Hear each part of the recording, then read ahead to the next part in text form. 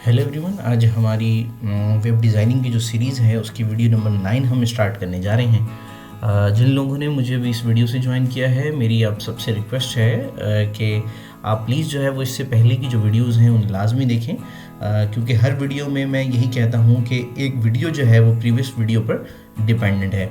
हम बेसिकली एक web designing की कोर्स आउटलाइन है, उसकी पूरी सीरीज़ जो है वो हम साथ लेकर चल रहे हैं, जिसमें हम बेसिकली बैक टू बैक और स्टेप बाय स्टेप जो है वो हम अपना कोर्स जो हमारा कंटेंट है उसे हम कवर करते जा रहे हैं। तो इस पर्पस के लिए आपको जो है वो पिछली तमाम वीडियोस जो हैं वो उन्हें लाजमी देखना होगा, ताकि आप जो है वो कंप्लीट इस सीरीज़ को समझ सकें। तो चलें जी, नज़र डालते हैं अपने जो हमारा कोर्स आउटलाइन है उसके ऊपर। लास्ट टाइम हम लोगों ने जो है वो ये देखा कि हमारे पास जो है वो ब्रेक टैग किस तरह से जो है वो यूज़ होता है।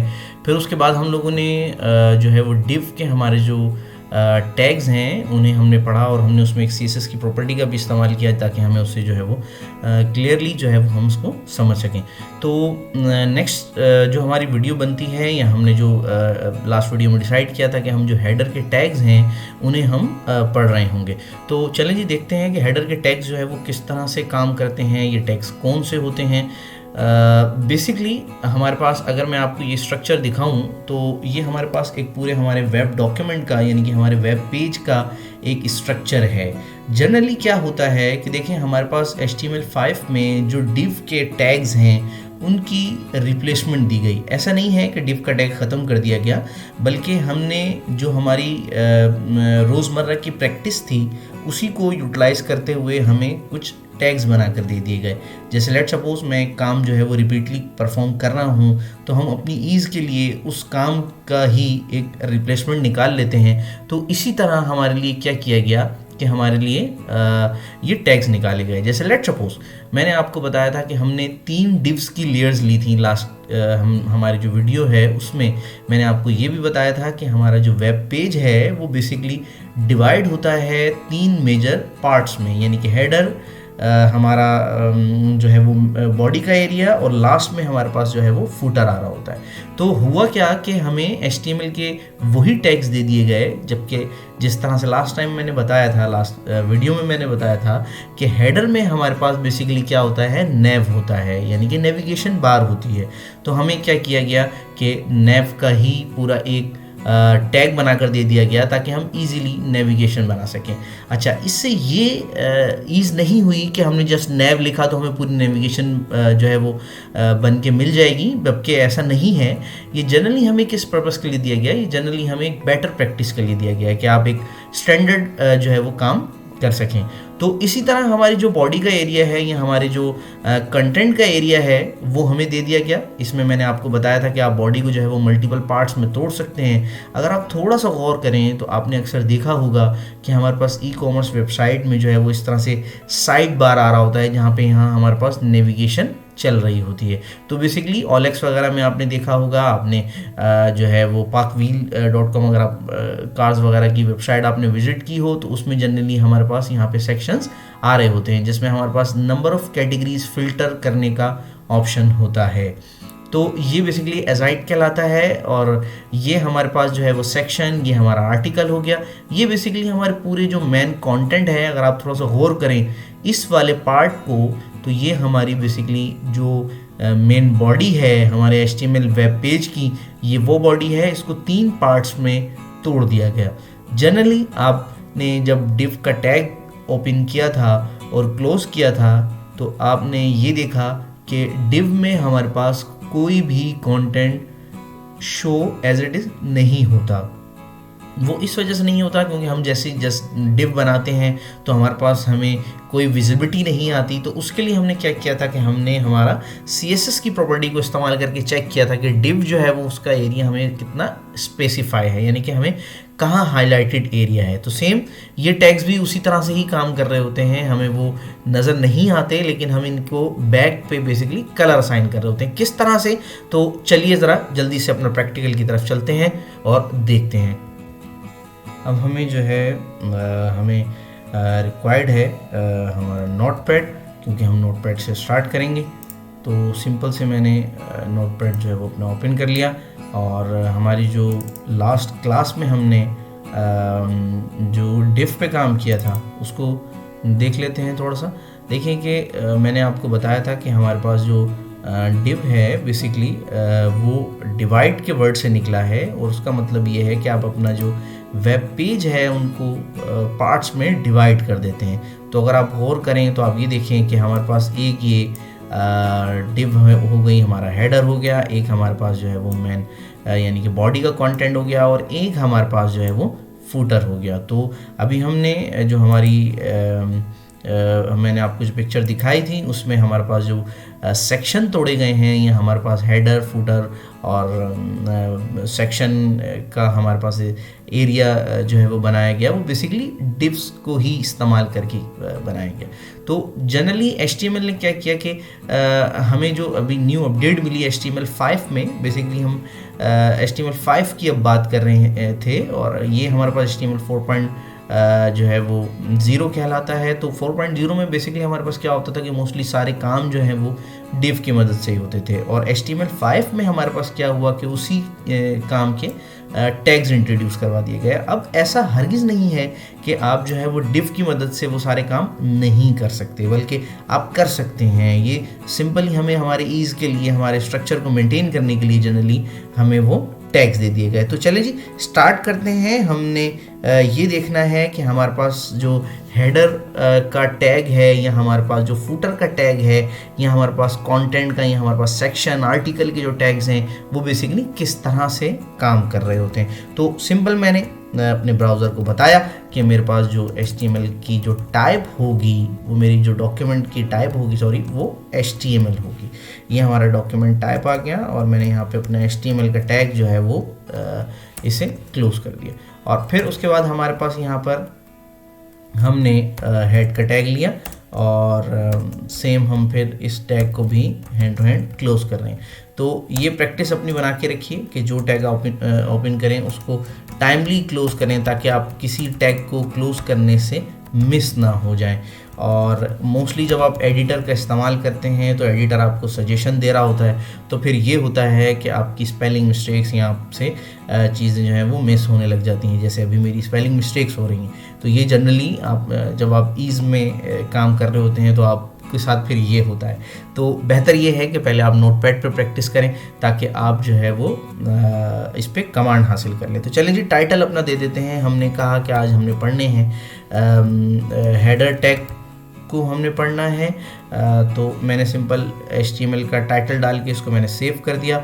सेम वही हमारा फोल्डर जो हमने डेस्कटॉप पर ऑलरेडी बनाया हुआ है माय वेब का, इसमें मैं जाकर अपने फाइल का नाम हेडर टैग .html, ये हमारी फाइल एक्सटेंशन है।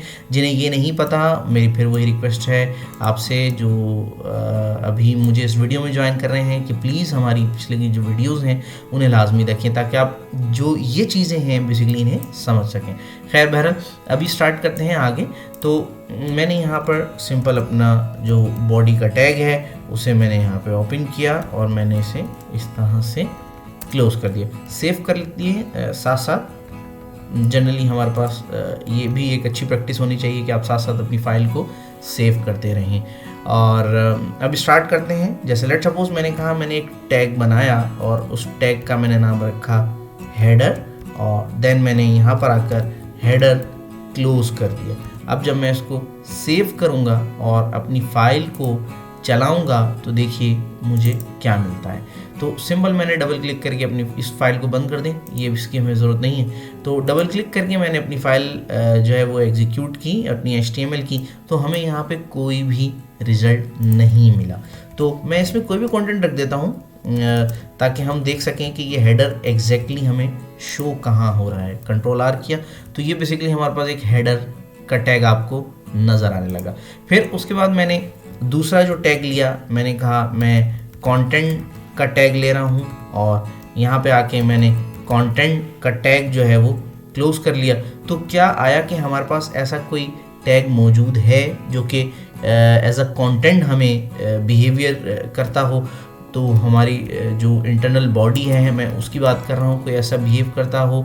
तो जनरली हमने यहाँ पे दोबारा से रिफ़्रेश किया पेज, तो हमारे पास कंटेंट का टैग ऐड हो गया। तो जनरली ये बेसिकली कुछ ऐसे टैग्स हैं जो कि हमारे पास अवेलेबल नहीं है। वो कौन से हैं, इन्हीं में मैं आपको भी बताता हूँ।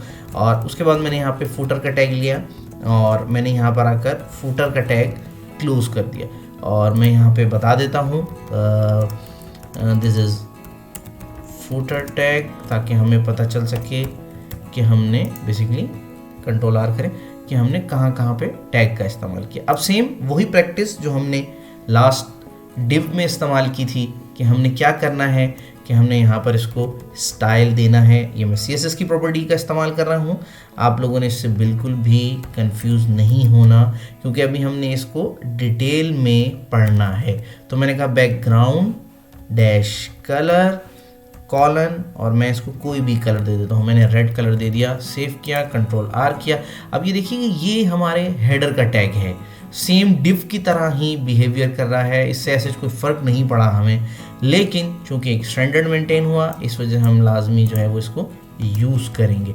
तो मैंने लिखा स्टाइल इज़ इक्वल टू और यहाँ पे मैंने डिफाइन कर दिया बैकग्राउंड डैश कलर और मैंने बता दिया कि मेरा कलर जो है वो येलो होना चाहिए।